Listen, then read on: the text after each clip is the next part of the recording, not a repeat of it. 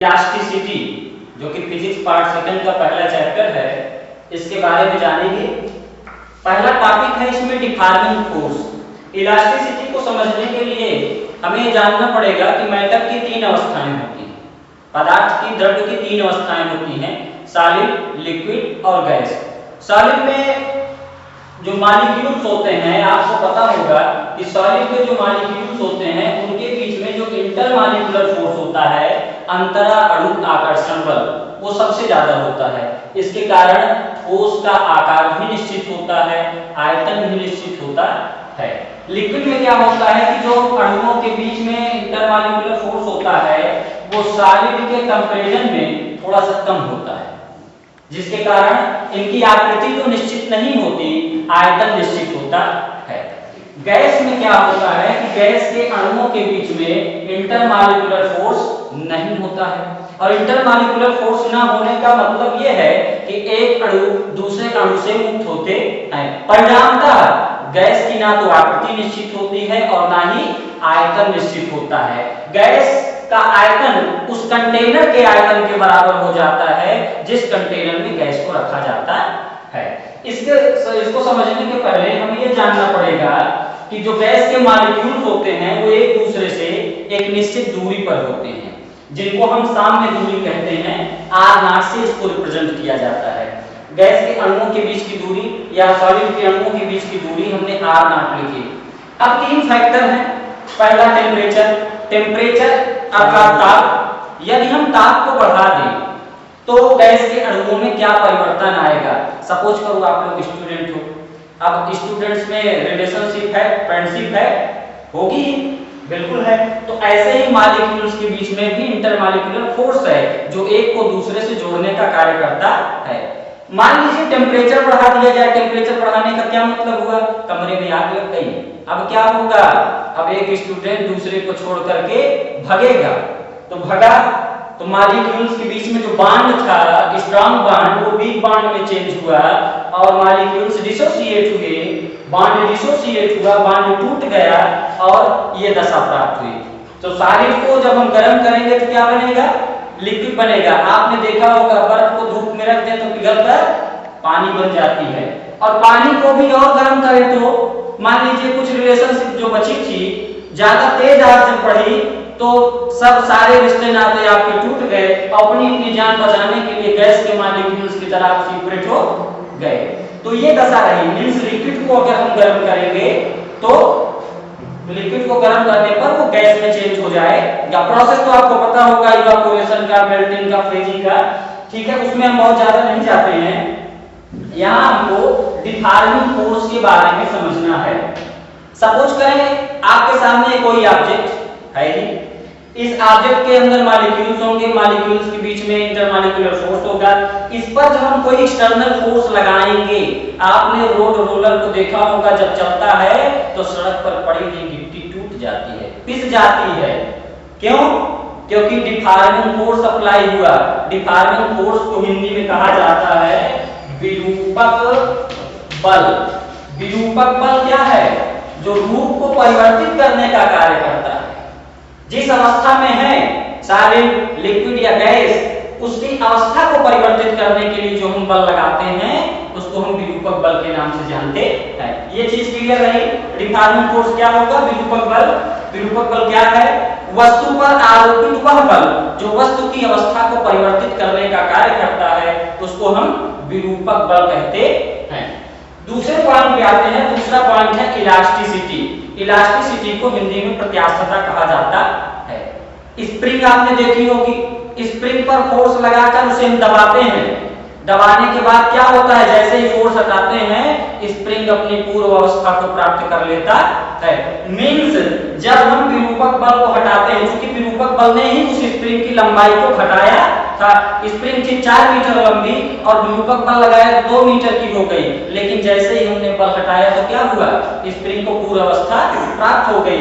तो वस्तु की वह प्रॉपर्टी, ऑब्जेक्ट की वह प्रॉपर्टी जिसके कारण वह अपनी पूर्व अवस्था में आने का प्रयास करता है, उसे हम इलास्टिसिटी अर्थात प्रत्यास्थता कहते हैं। क्लियर हुआ? ठीक। इसके बाद टाइप्स ऑफ ऑब्जेक्ट्स। वस्तुओं के प्रकार। अब वस्तुएं कितने प्रकार की होती हैं? तो 3 प्रकार हैं। पहला है रिजिड बॉडी, रिजिड बॉडी। दूसरा है इलास्टिक बॉडी, इलास्टिक बॉडी। और तीसरा है प्लास्टिक बॉडी। तीसरा क्या है आपका? Plastic body. अब आप समझे रिजिड बॉडी क्या है। रिजिड बॉडी मतलब होता है दृढ़ पिंड। वास्तव में इस पूरे प्रकृति में कोई भी ऐसा पिंड नहीं है जो पूरी तरीके से पूर्णतया दृढ़ हो। दृढ़ पिंड कहते किसको है? दृढ़ पिंड उस पिंड को कहा जाता है जिस पर हम कितना भी डिफॉर्मिंग फोर्स क्यों न लगाएं, उसके आकार में कोई परिवर्तन न हो।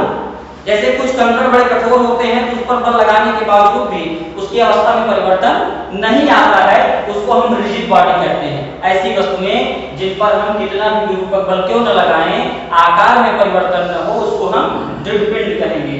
दूसरा आपका क्या है? इलास्टिक बॉडी, माने प्रत्यास्थ वस्तुएं। आपने देखा भी, मैंने आपको प्रत्यास्थता बताया था। तो विरूपक बल को हटाने पर क्या होता है? वस्तुएं अपनी पूर्व अवस्था को प्राप्त कर लेती हैं। इलास्टिक बॉडी के भी 2 पार्ट हैं। एक है आपका परफेक्टली इलास्टिक, परफेक्टली इलास्टिक, और दूसरा है नॉन परफेक्टली इलास्टिक। अब परफेक्टली इलास्टिक क्या होगा, इसको देखते हैं। परफेक्टली इलास्टिक में जो बेस्ट एग्जांपल है वो है स्प्रिंग। 4 मीटर लंबी स्प्रिंग को हमने क्या किया? विरूपक बल लगा करके लंबाई में परिवर्तन किया, लंबाई घटी।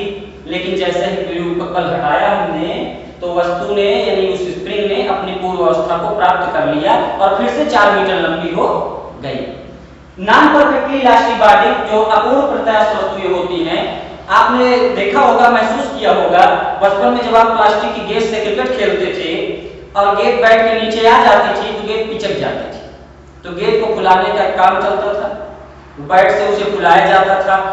तो 1-2 बार जब गेंद नहीं रहती थी तब तो अपनी पूर्व अवस्था को प्राप्त करती थी, लेकिन जब वो पूरी तरीके से पिचक जाती थी तो उस दशा में जैसे वो पूर्व में थी उस दशा में आ नहीं पाती। मतलब कुछ न कुछ वस्तु के आकार में परिवर्तन बना ही रहता है।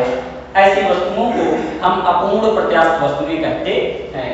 और तीसरा है प्लास्टिक बॉडी, माने सुघट्ट वस्तुएं। प्लास्टिक बॉडी माने सुघट्ट वस्तुएं, मतलब हमने विरूपक बल लगाया, विरूपक बल लगाने पे जो परिवर्तन हुआ उसके कारण वस्तु की स्थिति बदल गई और वो पुनः उस दशा में आ नहीं सकती।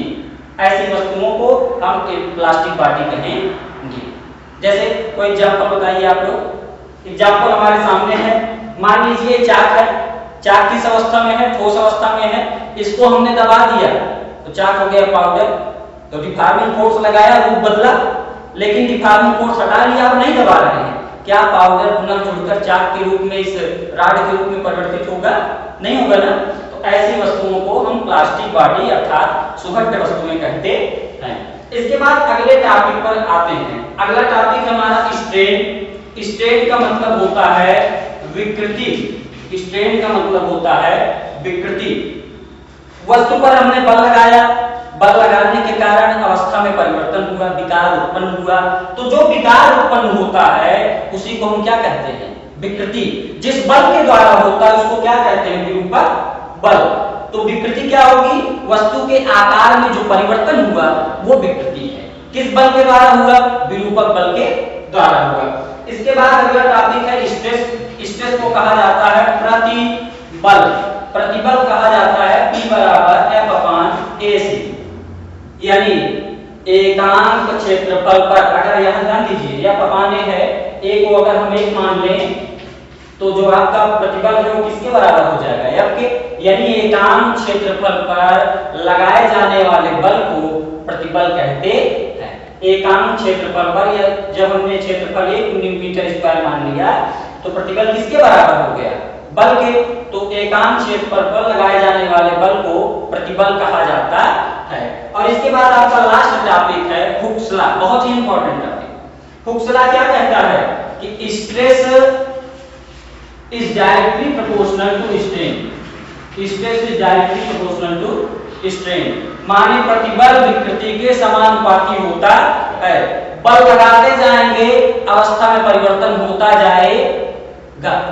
इसको आपने महसूस भी किया है और देखा भी है, अनुभव भी किया है कि प्रतिबल यानी जो बल हम लगा रहे हैं एकांक क्षेत्रफल पर वो विकृति के समानुपाती होता है। इसका मतलब जितना ज्यादा बल लगाएंगे उतना ज्यादा अवस्था में परिवर्तन होगा।